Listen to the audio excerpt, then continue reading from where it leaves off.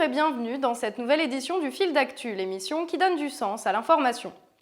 Au sommaire aujourd'hui, rentrée des classes peut mieux faire, Apple quand l'évasion fiscale tourne à l'absurde et inquiétude chez les Français d'origine asiatique. Jeudi 1er septembre, 12,4 millions d'enfants et d'adolescents ont repris le chemin de l'école sous le signe de la réforme des collèges et celle des programmes censés révolutionner les systèmes d'apprentissage et de formation des élèves. Actuellement, il y a un élève sur 5 qui quitte le CM2 sans avoir un bagage suffisant pour réussir en 6e et ça se propage tout au long du collège. Donc il faut une réforme, on est bien d'accord, mais celle que propose la ministre ne répond pas à ces objectifs. Il espère, le SNES, qu'il y aura un moratoire sur certaines dispositions. Non, il n'y aura pas de moratoire. La refondation, ça n'est plus simplement un texte de loi, des mesures, des réformes annoncées. C'est une réalité. Contestée par les enseignants comme par les parents, pas tant en termes d'intention, favoriser la mise en relation entre plusieurs disciplines, qu'en termes de faisabilité concrète, faute de moyens et de formation adaptée. Ainsi, beaucoup de professeurs pointent du doigt l'absurdité des formations à cette réforme qui non seulement ne délivre aucun outil, qu'il soit pédagogique ou matériel, pour pouvoir la mettre en place dans de bonnes conditions, mais aussi dans le fait que la prétendue liberté totale vis-à-vis des programmes précédemment jugés trop restrictifs va encore creuser les inégalités d'apprentissage, puisque les enseignants vont devoir, sans formation adéquate, inventer leur propre programme en collaboration avec leurs collègues. Les enseignements interdisciplinaires qui sont pour le moment pour nous une véritable usine à gaz et qui n'aideront pas les élèves. Mais par contre, pour les professeurs, ça va être un travail énorme pour mettre en place des choses dont on n'est pas sûr qu'elles fonctionnent. Les profs, ils n'ont pas attendu la ministre pour faire des travaux interdisciplinaires dans les collèges, c'est pas ça le problème. Le problème, c'est que la réforme permet de changer les horaires localement. Elle permet de changer les programmes localement. Donc vous pouvez avoir dans un collège 5 heures de maths en 5e, dans un autre 4 heures. Vous pouvez faire le théorème de Pythagore en 3e ici, en 4e là. Et nous, on dit que ça, c'est pas acceptable parce que ça va créer trop de difficultés entre les collèges. Cette réforme des collèges s'accompagne d'une refonte totale des programmes du CP jusqu'à la 3e. Une des réformes les plus importantes dans notre système d'éducation, faite à la va-vite, là où, en principe, plusieurs années sont nécessaires pour mettre en place des réformes de moindre envergure. Ça va être compliqué à mettre en place, c'est ça que vous nous dites ? C'est à ce point compliqué que beaucoup d'établissements ont déjà fait le choix, avec les chefs d'établissement depuis l'année dernière, de faire des versions, on va dire, pour l'affichage. Car c'est pratiquement impossible à mettre totalement en place tel que prévu par les textes. Ne donnant aux élèves et aux enseignants aucune possibilité de s'adapter, comme le montre le fait que beaucoup d'établissements n'ont reçu les manuels comportant les nouveaux programmes que quelques jours avant la rentrée. On est bien. Regarde tout ce qu'on peut faire. Les effectifs des personnels ne répondent pas non plus aux besoins réels des établissements, ce qui pénalise les élèves dans les zones déficitaires, qu'il s'agisse des académies comme Créteil ou des zones rurales souvent abandonnées des viseurs de l'éducation nationale. L'embauche de contractuels, toujours plus nombreux par le biais de Pôle emploi pour tenter de cacher la désaffection massive de la profession, encore une fois, pénalise les élèves qui se retrouvent à apprendre dans des conditions incohérentes de la part de gens bien intentionnés mais sans formation au métier. Ce n'est malheureusement pas une liste exhaustive des conditions d'accueil et d'apprentissage des générations en devenir.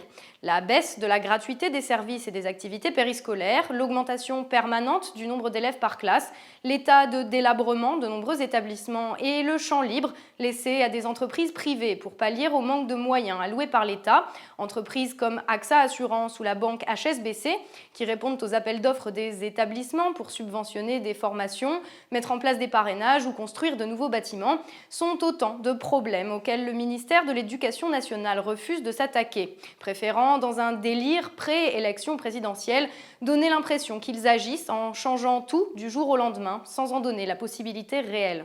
L'accompagnement personnalisé tel qu'il est prévu dans cette réforme du collège, ce ne sera pas vraiment personnalisé. Ça se fera la plupart du temps en classe entière, comme ça se fait en lycée. En lycée, il faut savoir qu'on fait de la paix à 35. Donc, où est la personnalisation quand on a 35 élèves devant soi ? On a le temps d'écouter les questions, mais on n'a pas le temps d'y répondre. Donc ta question, c'est quoi ? J'ai pas compris ce qu'est un triangle isocèle. Voilà, merci pour ta question. Et maintenant, au suivant, Julie, c'est quoi toi ta question ? Il faut savoir aussi que l'AP en collège, ce ne seront pas des heures en plus pour les élèves, pour les aider. Ce seront des heures qui seront prises sur les enseignements, qui seront prises par exemple sur les maths, qui seront prises sur le français. Ce ne sont pas des heures en plus pour les élèves en difficulté. Ce sont bien entendu les générations en âge d'être scolarisées qui pâtissent de ce manque de cohérence et des équipes pédagogiques abandonnées à leur sort qui essuient les plâtres de l'irresponsabilité du gouvernement qui préfère réformer n'importe comment, à n'importe quel prix, que s'interroger sur les raisons qui font que nombre d'élèves peinent à maîtriser les bases du français ou des maths. C'est quand même bizarre pour une réforme dans le but et de lutter contre le décrochage scolaire, d'engendrer des emplois du temps qui changent selon les semaines, les trimestres, les semestres, de générer des programmes qui ne sont pas les mêmes dans les collèges, autrement dit, d'éclater le peu de cadre et le moindre repère auquel pouvait éventuellement s'accrocher l'élève avant de décrocher. Dans leur ferveur à réformer en dépit du bon sens, parce qu'ils ne sont jamais sur le terrain, ceux qui font et défont les programmes et réforment au détriment de tous,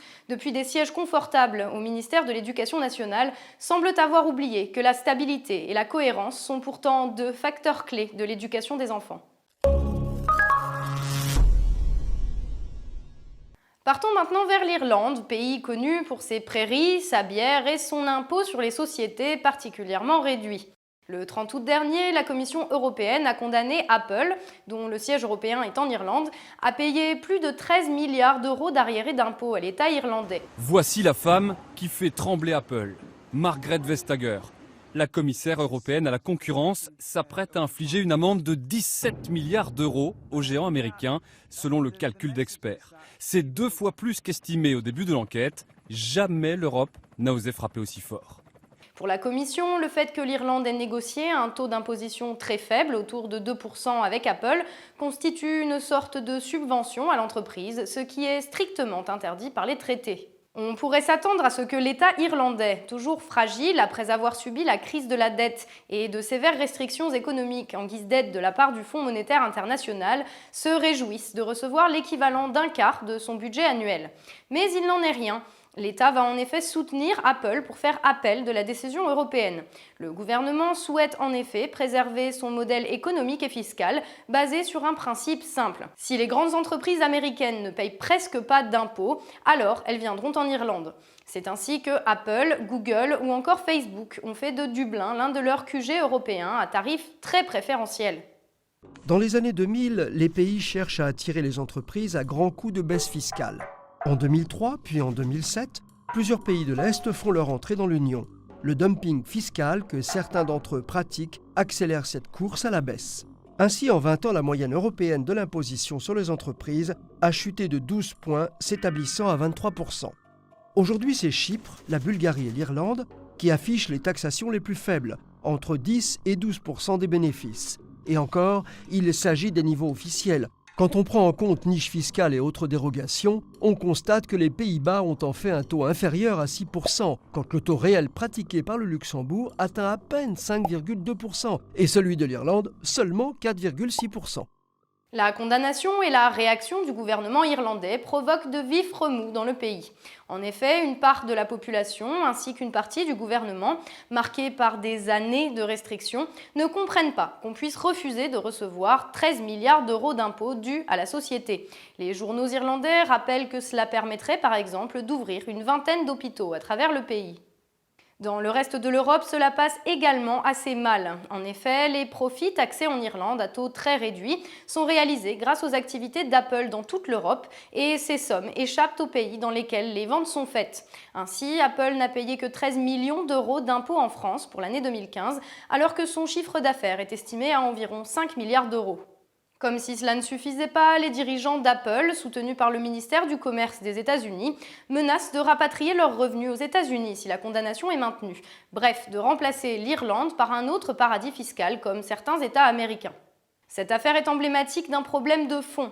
Alors que certaines entreprises sont plus puissantes que les États, elles se permettent de mettre les pays en concurrence pour négocier leur taux d'impôt. C'est la même pratique qui fut révélée lors des LuxLeaks il y a quelques mois, cette fois au Luxembourg. Cette condamnation est un premier pas dans la bonne direction. Le respect de la loi n'est pas négociable pour le simple citoyen. Pourquoi le serait-il pour une multinationale ? Et tout de suite, notre séquence, le reste de l'actualité en 1 minute 38 à peu près. Affrontement meurtrier au Gabon depuis la réélection douteuse d'Ali Bongo, héritier d'une dynastie au pouvoir depuis 1967. Alors que son opposant Jean Ping revendique la victoire et que les manifestants demandent une réélection, le gouvernement répond par la répression. La France, qui a jusqu'ici toujours soutenu le régime autoritaire et corrompu des Bongo, appelle à la retenue et à l'apaisement. Les Gabonais, eux, réclament la démocratie. Thierry Solère, responsable de la primaire des Républicains, est visé par une plainte de l'administration française pour fraude fiscale. Rappelons que ce même Thierry Solère réclamait, pendant les manifestations contre la loi travail, plus de fermeté de l'État et la prison contre les casseurs. On constate une fois de plus que ceux qui adorent nous donner des leçons de morale sont très loin d'être irréprochables. Le Figaro publie les idées de Bercy pour faire 2 milliards d'économies sur le budget de l'année 2017. Fin des cadeaux inutiles aux grandes entreprises et lutte contre la fraude fiscale des plus riches? Eh bien non, coupe dans les aides au sport, la formation des fonctionnaires et le budget des collectivités locales. En gros, dans tout ce qui est utile à la majorité des Français. Dimanche 4 septembre a eu lieu à Paris une manifestation faisant suite à la violente agression ayant entraîné la mort de Zhang Chaolin, couturier et père de famille de 49 ans, domicilié à Aubervilliers et de nationalité chinoise. Une manifestation qui a rassemblé entre 15 et 100 000 personnes, dénonçant à la fois l'insécurité et le racisme dont de nombreux Asiatiques s'estiment victimes et appelant les pouvoirs publics à prendre des mesures. Violence, des agressions gratuites. Et donc, et nous, ça fait quand même des années qu'on est là et qu'on a toujours été discret, mais au bout d'un moment, il y a un ras-le-bol et je pense que c'est légitime de s'exprimer. Une manifestation qui aura notamment eu le mérite de mettre en lumière les préjugés auxquels les personnes asiatiques ou d'origine asiatique sont régulièrement confrontées dans une société où se moquer des Chinois demeure tristement banal. C'est beau à voir à cette équipe. On dirait un petit manga un peu là, il y a tous les petits personnages qui sont contents. Vraiment, on se croirait dans les dessins animés, des petits Pikachu de partout et oh là là. tac, tac, tac, tac. Une stigmatisation déguisée en humour qui, au-delà de son caractère blessant, contribue à mettre en danger les personnes visées. Rappelons que si Zhang Chaolin est mort, c'est parce que ses agresseurs pensaient que tous les Chinois étaient riches. Ils disent qu'ils viennent uniquement pour voler les Asiatiques. Ils vous le disent ça les jeunes? Vous pouvez nous raconter? Ah oui, parce que des fois on discute avec eux pour les faire comprendre d'arrêter ces conneries. Donc ils nous disent carrément, donc les Chinois ils donnent l'argent. Je ne comprends pas. Il n'avait pas d'argent sur lui. Pourquoi le tabasser à mort? Car au-delà de ce racisme ordinaire, c'est bien la question de la sécurité qui est posée par les participants à la manifestation du 4 septembre. Plus précisément, celle de l'incapacité de la part des pouvoirs publics à lutter efficacement contre la violence, notamment dans certains quartiers et dans certaines villes largement délaissées par l'État. En un an, les vols avec violence visant la communauté chinoise à Aubervilliers ont triplé. Je pense que le chiffre est beaucoup sous-estimé par rapport à la réalité.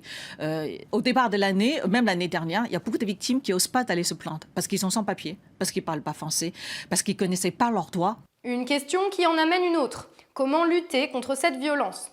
Alors que les politiques se ruent sur la moindre occasion pour faire étalage de propositions spectaculaires, il est bon de rappeler qu'entre 2007 et 2015, les effectifs de police et de gendarmerie ont globalement diminué de 11 000 postes dans un souci d'économie, en même temps que l'idée de police de proximité était battue en brèche. Un choix dont les citoyens payent aujourd'hui les conséquences et qui n'est au final qu'un des aspects d'un désengagement général de l'État, laissant aux mairies le soin de combler le déficit d'équipements et de services publics. Le tout, bien sûr, sans moyens. À titre d'exemple, la dotation de fonctionnement versée en 2014 par l'État à la ville d'Aubervilliers était en baisse de 1,27% par rapport à l'année 2013. Considérée à nombre d'habitants égal, cette somme représente à peine 61% de celle versée aux Parisiens. Difficile dans ces conditions pour les élus locaux de pallier au manquement de l'État. Il y a des villes où il y a un policier pour 230 habitants, nous on a un policier pour 750. Et donc il n'est pas possible que ça soit simplement la municipalité qui fasse face à des problèmes qui relèvent de l'État, du rôle de l'État et de la République. Et si l'on ajoute à cela un taux de chômage supérieur à 24%, lié à une absence de mixité sociale, on comprend que l'instabilité n'est pas, à Aubervilliers, le fruit du hasard et que seule une véritable politique liant moyens de police suffisants, prévention et amélioration des conditions de vie permettra d'assurer la sécurité réelle des gens. Le 4 septembre, la présidente de la région Île-de-France, Valérie Pécresse, promettait de donner des preuves d'amour aux manifestants d'origine asiatique. Mais ce dont ces personnes ont besoin, peut-être est-ce tout simplement de pouvoirs publics qui les protègent et leur permettent de mener une vie digne, comme ce devrait être le cas, en fait, pour tous les citoyens. C'est tout pour aujourd'hui, merci de nous avoir suivis. N'hésitez pas à liker notre page et à partager cette vidéo autour de vous. On se retrouve la semaine prochaine pour un nouveau numéro du Fil d'actu. Salut et à la semaine prochaine.